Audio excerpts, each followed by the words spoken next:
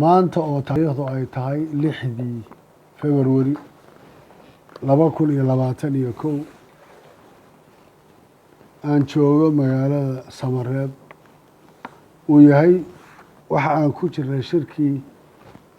Samareeb tiri 4 oo soo socday muddadii maalmihii dhaweeyay la soo dhaafay waxaan rabaa inaan marka hore wax yar oo hordhaca ka bixiyo marxaladihii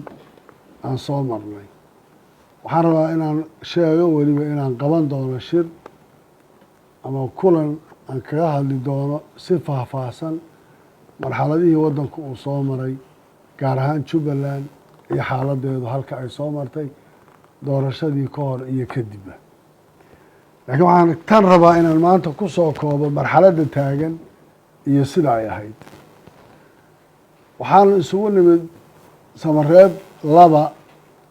madaxweynaha jamhuuriyadda ra'iisul wasaarihii hore iyo madaxda dowlad goboleedyada iyo gobolka Banaadir waxa aan kaga hadalay waxay ahayd in xal laga gaaro gobolka Gedo guddi loo saaro guddidaasi inta aan Samareeb 3 la isugu soo noqonin ay iyagu ka soo tala bixiyaan xal laga gaaro iyadoo markaa dowladdu ay ka shaqeynaysay ciidamo lagu daldalayo culaysyo badan oo la gaarsiinayay dadka iyo dhibaato dadka la dhex dhigayay muuqatayna inta ka horeysa shirka dambe intaanaan isugu imanin in tallaabo la qaado arrintaana madaxweynaha jamhuuriyadda iyo madaxdii kaleba aanu ka wada hadalnay ma ayna dhicin Samareeb tiri ma aanaan imanin sababo jiray awgood oo arrintii xukuumaddii iyo waxyaalihii dhacay baa sababay wax tallaabo arrintaa laga qaada mayna jirin Sebtembar imaatinkii aanu nimid Muqdisho waxaan beesha caalamka iyo xukuumaddaba u sheegay inay igu adag tahay inaan shir ka qayb galo iyadoo dagaal uu ka taagan yahay gobolka Gedo maalintii garoonka aan kula kulmay beesha caalamka iyo xukuumadda ciddii aan ka arkay waxaan u sheegay culayska naga haysta shir inaan ka qayb galo xaaladda ka socota gobolka Gedana aanan mas-uuliyaddeeda qaadi karayn dood dheer ka bacdi waxaa ii soo baxday shirkaa inaan ka baaqdaayey inay caqabad ku tahay masiirka ummadda Soomaaliyeed waxay noqotay inaan u tanaasulo oo aan ogolaado inaan shirka ka qayb galo lagaga hadlayo arrinta doorashada iyo masiirka Soomaaliya inta shirkaasi uu socdana midda kale ee dhibaatada gudaheeda markaa tirsanaynay ee Jubbaland ka jirta inaan gudaheeda ku shaqeyno inta ay maqnaayeen madaxdii kale aniga iyo madaxweynaha maxamed cabdullaahi farmaajo waanu kulannay waxaanu ku heshiinay inaan ka shaqeyno guddi saaro la soo ururiyo sidii xal looga gaari lahaa arrinta taagan ee gobolka Gedo madaxweynuhu nin buu soo magacaabay ahaa taliyaha nabad sugidda Fahad Yaasiin ana nin xildhibaana baan ku soo daray waxaan ku nidhi tala noo soo jeediya oo waxaad keentaan Geele Jaamac Mursal iyo Fahad Yaasiin tala ku eg xaaladdan wixii hadda laga qaban karayo waxay soo jeediyeen in la qabto guddi wada jir ah guddidaasi inay soo jeediyaan xal sidii looga gaari lahaa arrinta gobolka Gedo maamulkii sidii wax loogu qaban lahaa sidii dhibaatada taagan xalkeeda loo gaari lahaa oo dowladda federaalka iyo Jubbaland waxay isku haysay gobolka ku saabsan loo sameyn lahaa oo guddidaasi ay uga howlgeli lahayd muddo koobanna loo cayimi lahaa inay arrintaas ku dhammaato waxba mayna ka dhicin madaxweynuhu isagaa ballantaa ka baxay shaqadii aan isku ogeyn oo dhanna dhinaca kale u rogay isagoo markaas waxyaalo aan munaasab ahayn ama aan madaxweynenimadiisa u qalmaynin ay noqotay waxa uu hadafka ka dhigay oo ay ahayd doodo ku saabsan arrinta Jubbaland iska daaya waxa caqabadu Gedo ma ahayn Kismaayo ka jirtaa isagoo xusay markaas waxyaalo aanan hadda inaan sheegay ay ceeb ugu tahay oo ay ka mid tahay reer iyo qabiil iyo Kismaayo iyo hogaamiye kooxeed iyo waxaana la isku hayaa iyo waxaana la isku hayaayo aan igula hadlin cod madaxweyne uu ka hadlayay wax si jufanimo ah ku saabsan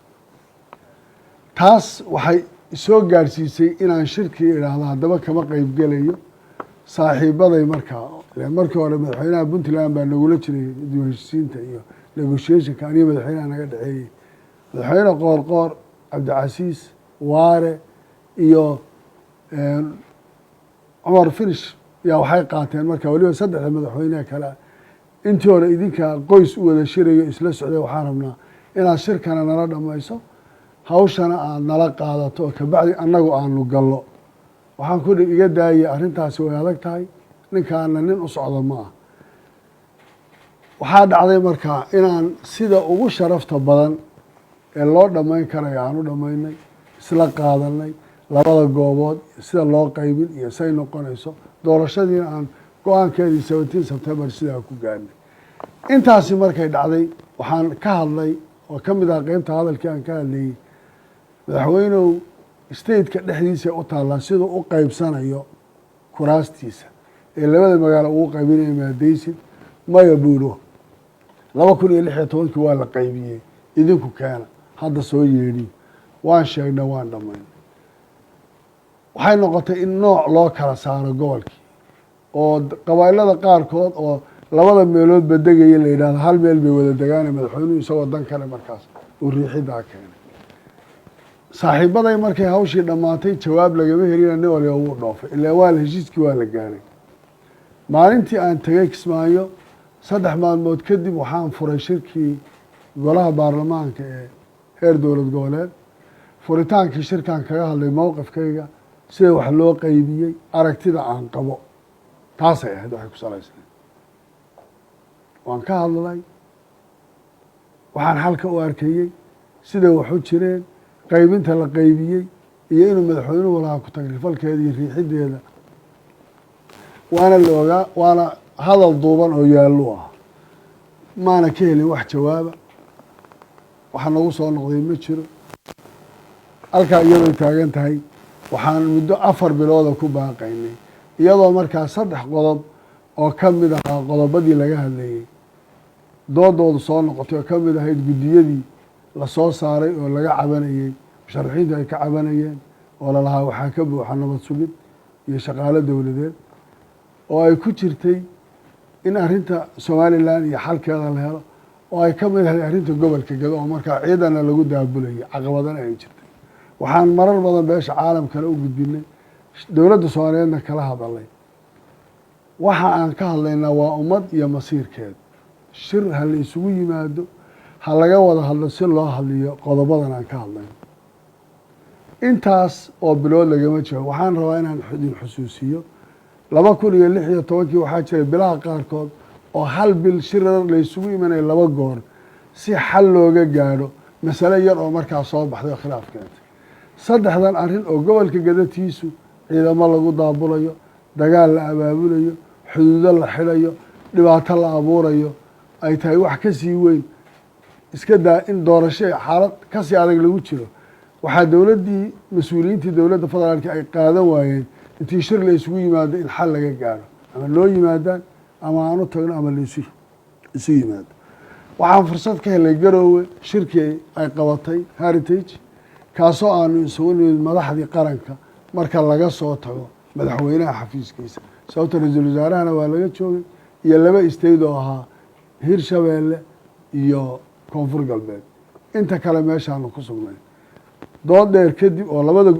labada aqal guddoonkoodii ay joogeen waxaa la yidhi maxaa xala waxaanu qaadanay jubbaland oon tanaasul ku samaynay war arrinta gobolka gado waa caqabad taagan caqabaddaa waxaan u baahannahay in laga gudbo si looga gudbo waddankuna uu doorasho u galo khalkhal kalena uuna u sii gelin waxaa muhiim noqotay oo aanu soo jeedinay arrinta gobolka gado in xalkeeda guddi loo saaro wakti muddo ay noqoto la cayimo laga shaqeeyo arrinta garbaharre iyo doorashadana si waddanka doorashadu uga dhacdo firaaqna uuna u soo bixin oo madaxweynaha maanta halka maalin u hadhay iyo sharci darrada waddanku uu ku dhacayeena ayna u imanin inaan magaalada garbaharre maamulkeedii guddoomiyihii degmada iyo gobolka iyo boolis la keeno jubbaland oo maamulka la shaqeeya iyo amisom booliis dowladda ay soo wareejiso gobolka intiisa kalena laga qaado guddiyo iyo marxalado lagu gaarsiin karo dib u heshiisiin tallaabadaa la qaado oo dib u heshiisiintaas weliba ay keenayso dadkii reer Gedo ee maamuladii ku jiray labada dhinacba in la isku keeno la heshiisiiyo maamul ka kooban dadkii oo dhan iyadoo aanan odhanaynin hebel xaggan uu jiray iyo xaggan uu jiray inaan maamul isku dhafan aan u samayno ciidankana wixii dheeraad ku ah markaas Gedo ama daawo meel kale oo banaanka looga keenay ama Jubbaland gudaheeda ha noqoto ama xamar iyo dowladda federaalka ha noqotee inaan labadaba intii laga celiyo dadkii ciidankii la iska horkeenay dowladdu ay dhibaatada u geysatay aan isu keeno la isku dhafo la walaaleeyo wixii dhexdooda la dhigay aan baajino ka dacna sidaas maamulkii lagu soo celiyo iyadoo cid walba laga tixgelinayo Axmed Qoorqoor madaxweynaha galmudug arrintaasaan u soo diray oo aanu siinay kama hadlaya hadda jawaabihii soo baxay waxay ahaayeen kabacdi intaas waxaa dhacay iyadoo weli uu baaqi iyo hadalkii taagan yahay inaanu ka hadalno oo laga hadlo caqabadda xuduudka ka jirta iyo dagaalka dhacaya iyo ciidanka isku dhaca ka iman karaya iyo ciidan inuu shabaab iyo u dhexeeyo ciidan kale oo cadow ciidankii la isaga dhigay inayna socon karayn si kontarool la-aana markaa inuu dagaal uga dhacay beled xaawo in ka badan 70 qof ay ku dhimatay in ka badan intaas laga qabtay kuwa dhaawaca lagu tuntay kuwa la dhaawac tiray laga dhigay inay yihiin wiilashii shalay dhufayska ku wada jiray nimankii jarmalkii iyo naazigii iyo dowladihii kale ee isbaaysigii kale ee ku dagaalamaya dagaalkii labaad sidoodii oo kale in loola dhaqmo oo ciidankii Soomaaliyeed iyo dowladnimadii iyo waxay dowladdu sheeganaysa meesha ay ku baabaaday intaasoo culayso kadib oo aan sheegnay oo loo arkay weliba lagu yidhi ciidankani waa Kenyaan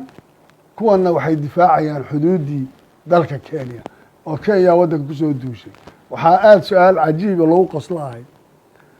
in ka badan 700 kilomitir bay Kenya iyo Soomaaliya xuduuda leeyihiin 5 kilomitir waa number aada kilomitir aada u yar in Kenya laga difaacayaa la yidhaahdo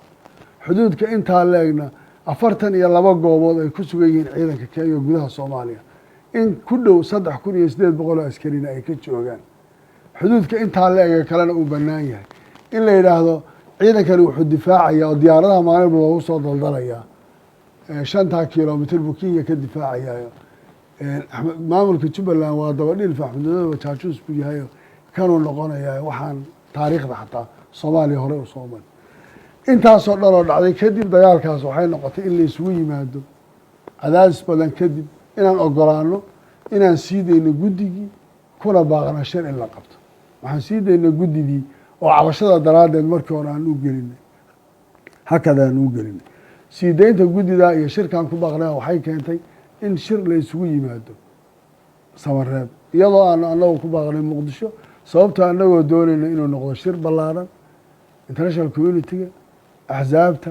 dadka danaynaya kulligood in la wada xaliyo sababtoo kuwa mucaaradka iyo musharaxiinta laftooda xaq waxay u leeyihiin tabashadooda in la dhageysto laakiin in aan meel kale intaan u soo baxno la yidhaahdo inagu aan isku koobnaana waxaan ka doorbidaynay meel agsi loo wada leeyahay iyadoo marka aniga culays ay igu ahayd oo marka Samareeb iyo la yidhahdo Muqdisho ay tan ii fiican tahay amni ahaan iyo nolol ahaan intaba oo culayska aan Muqdisho ku dareemaya aan ku dareemayn haddana waxaan u qaadanay riskiga waxay ahayd inaan la xaliyo guud ahaan cidda wax tabanayso oo dhan intaa ka bacdi waxaanu nimid Samareeb 4 shirkii ugu horeysay galay madaxweynuhu wuxuu yidhi Jubbaland iyo Puntland baa shirka soo dalbaday ee iyagu ha sheegay waxa laga wada hadlayo yani ma aha nin ay wax ka maqnaayeen ma aha nin madaxweyne oo mas-uuliyad saareyn ma aha nin madaxweyne oo caqabada taagan iyo waddanku meeshu ku socdo garanayay waxaana kaba sii cajiibsan madaxweynuhu markuu imanayay inuu ku baaqay shirka inuu tagayo 5 bishana baarlamaanka labada aqal uu la kulmayo waa waxaad garanayso dalab inay leedahay markaanu nimid hadalkii aan bilownay waxaan ku nimid madaxweynuhu haddii annaga aad naga sugaysay 3dan caqabadood baa taagan oo xal u baahan in laga gaadho waddankii doorashu u baahan yahay waxa keliya broseeskan uu ku sii socon karay waa xal siyaasadeed in la gaadho haddaan xal siyaasadeed la gaadhin maanta baarlamaanka sharcigiisu uu dhacsan yahay waqtigiisa uu dhammaaday madaxtooyada waqtigii intanaa u dhiman waxay ku jiri karaan oo keliya political agreement in la gaadho sababta waddanku waa federal steydyadana siyaasaddii waddanka matalaya ra-iisul wasaarihii baa jooga waxaa intaa ka dambeeya caqabad baa imanaysa maanta aynu gaadhnay heshiis saddexdii qodobna aan ka wada hadalno saddexdii qodob waxaa la yidhi ha laga hadlo guddi ha loo saaro aniga oo ah madaxweynaha jubbaland guddoomiyaha gobolka banaadir ahna duqa magaalada muqdisho iyo ra-iisul wasaarahoo goobjoog noo ahaa waxaa la yidhi waxaad ka soo tala bixisaan labadii qodob ee kale arrinta ku saabsan somalilan iyo cabashada ka jirta iyo arrinta ku saabsan guddiyada doorashooyinka iyo caqabadihii laga qabay waxay noqotay inaan khadka soo gelino oo aan isugu aan la hadlo guddoomiyaha aqalka sare guddoomiye cabdi xaashi iyo ra-iisul wasaare ku-xigeenka oo aan ku nidhaahno niman yahow odayaal baa tihiin mas-uuliyiin baa tihiin dowladda federaalka ah axzaab mucaarad kulli intaad ka baxdaan idinku dadkaad mas-uulka ka tihiin xalkooda ka shaqeeya guddiyadooda doorashadu nooca u dhacayso isu taga go-aanna la soo siiya wixii intaa ka dambeeyana go-aankaad soo gudbisaan waxaa idinla wadaagi doona maamulkeeda yeelan doona ra-iisul wasaaraha jamhuuriyadda federaalk ee soomaaliya tii kalena aanu talo ka soo bixinay oo aanu keennay in la qaato in laga saaro dhammaan wixii cabasha ay ka jirto ama ha noqoto ciidamada wixii ay guddiyada ku jira ama ha noqoto mataqaanaa shaqaalaha dowladda ee rayidka ah ama ha noqoto ciddii kale caqabad tabasha ay ka jirto in laga saaro oo dad lagu qanci karayo ay noqdaan dadka la geynayo meesha ee guddiyada lagu bedelayo arrinta jubbaland waxaa loo xil saaray 4 madaxweyne puntland galmudug hirshabeelle iyo koonfur galbeed waxay soo jeediyeen qorshe ah in arrinta gedo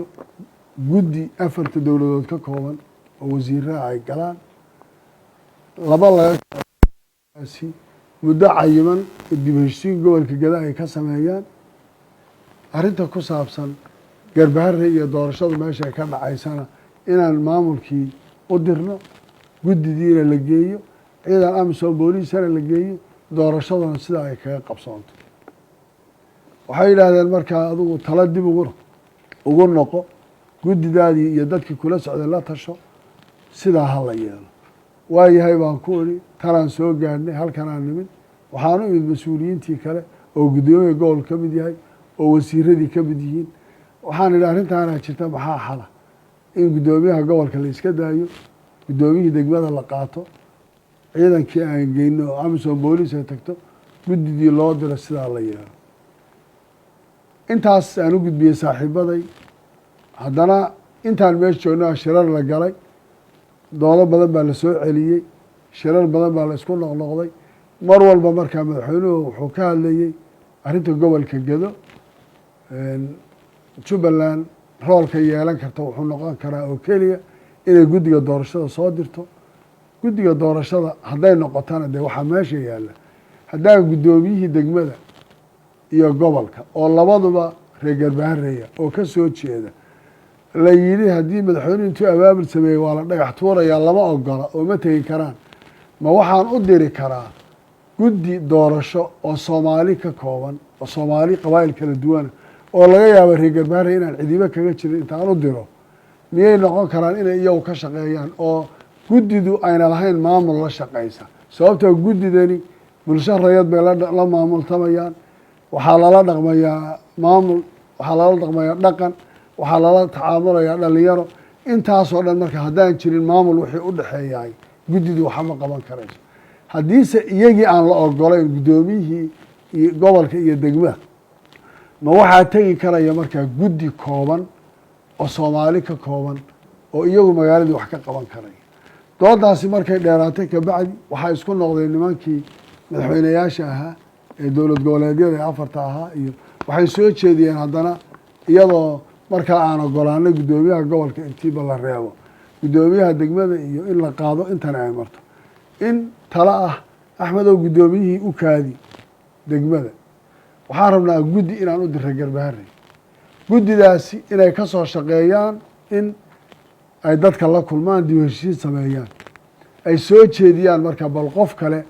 oo aan hadda guddoomiyaha jooga ahayn ay soo barboos gareeyaan oo la yidhaha qof kalea dadkii isku raacsan yahay waxaan rabnaa guddoomiyaha degmada inaad qofka jubbaland usoo magacaawdo kabacdina qofkaasi uu noqdo maamulkii jiray isaga iyo amnigiisiiyo lagala shaqeeyo amisom boolis la keeno guddidii la geeyo sidaa ay ku shaqayso warka laygu soo celiyey waxay madaxweynuhu inuu yidhi maya haddii jubbaland ay magacaabaysaba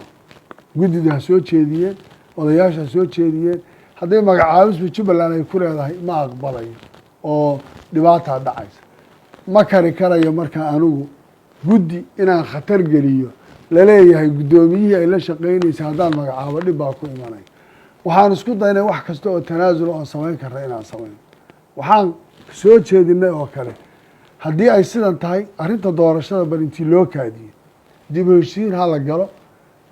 gobolka gedo oo dhan ha laga gado garbaari ha laga bilaabo ciidamadii ha laysku dhafo maamuladii ha lasoo waxeeyo gobolkii ha lagu soo celiyo jubbaland gacanteeda kabacdina doorashadii inta broseska kale uu socday gaadhaysahay ha la qabto arrintaa iyadaa madaxweynuhu uu ka goos qabsaday waxaan rabaa inaan idinaa dagaal baa jiro wiilal baa dhimanaya mushkilad baa taagan oo dhib baa jira waxaan madaxweynaha u sheegay madaxweynuhu anigu kuraasta masharax ma yihi dhan kursi kama lihi laakiin waxaan rabnaa doorasha inay dhacdo xataa hadday adig kuu soo wada baxaanood kulli aad u ka shaqaysanayso waa sideeda wax kuu yaalla laakiin hodaan ugu yidhi broseska ka dhexbaxo kaambeynkaaga ku jira intaan waktigaagu kaa dhammaan waxaan ha kaa dhacdo doorashadu ha dhacda ogolow mayna dhicin intaasoo dhan madaxweynuhu wuxuu ku soo koobay inuu isku koobo sheegasho hal gobol iyo hal degmo oo soomaaliya ka mid a oo degmo ka mida gobolka gedo oo kuraas ay taallo uu yidhaahdo aniga unbaa ka talinaya haddaba madaxweynaha waktigiisu dhammaaday see buu soomaaliya u xukumi karayaa hadduu hal degmo sheegtay oo uu yidhi anaa leh oo anaa ka soo jeeda oo reerka yagaa dega oo anaa maamulaya oo doorashadeeda maamulaya oo maamulkeeda iska leh suurtagal miyay noqonaysaa madaxweynuhu soomaaliyada kale oo dhan inuu isagu mas-uul ka noqdo oo uu yidhaahdo anaa soomaaliya madaxweyne ka ah deegaan iyo leebalka intaa leegna inuu ku kooban yahay wax dhici karaya maaha waana arrin aada iyo aada looga xumaado waxaan ku baaqaya waxaan diyaar u ahayn wax kasta oo laloo soo jeediyey waxaan u taagnayn si kasta oo doorasho nabada ay ku dhici karayso waxaan ka xumahay in maanta ciidan soomaaliyeed isku hor fadhiyo oo wiilashaa maanta wax qaban kara ayna jirin waxaan ka xumahay in maalin walba diyaarado rasaas iyo qoryo iyo baabuur wada gobolka geda lagu sii wado lagu daldalayo oo maanta deegaanada intoodii kalena ee jubbaland danab maanta rasaas baa ka taalla ay shabaab kula dagaalamaysa waxaa la yidhi jubbaland weydiista ha idiin soo qaada diyaarad dowladdu ima helaysa kiradeeda s n a baa la yidhi waxba idiinma heli karayno ciidan s n a oo dhoobley isku dilaa maxkamad la yidhi ha loo soo diro dowladdu waxay tiri uma hayno maalin walbana 5 falayd 6 falayd baa tagta oo ka degta oo shaqo ka qabata oo hub geysa oo rasaas geysa dhibaato aada u weyn weeye waxaan diyaar u ahayn oon intaa ka hadlaynin oo meel caalam iyo madaxda soomaaliyeedba kaga hadlaynay war waddankan hala badbaadiyo maanta waxay taagan tahay in madaxweynihii uu ballansaday baarlamaan waktigiisii dhammaaday iyo isaga oo berri waktigiisii ay ka hadhay waxaan rabaa baarlamaanka soomaaliyeed inaan u sheego waddankan dhibaataha gelinina su-aal baa imanaysa 4 sano madaxweynahaan arkay waddan ma maamulaynina yaa maamulayay xaggeesa waddankaani uu ku socdaa 4 sano kadibna sharciyadda maanta baarlamaan lagula hadlayay iyo waxa la soo saaraya maxay noqonaysaa soomaaliyay dagaal qabiil ma aha dagaal sokeeye ma aha 91 ma aha system iyo dastuur baan leenahay isaga hala ilaaliyo ra-iisul wasaaraa jooga xukuumad ka hertee karaa jiri karta waxay ila tahay in dadka soomaaliyeed si degan iyo beesha caalamkaba waddankan arrintiisa looga fiirsado waxa uu xalay ninka hadlayay magaca dowladda ku hadlayay akhriyayana wax sax a maynan ahayn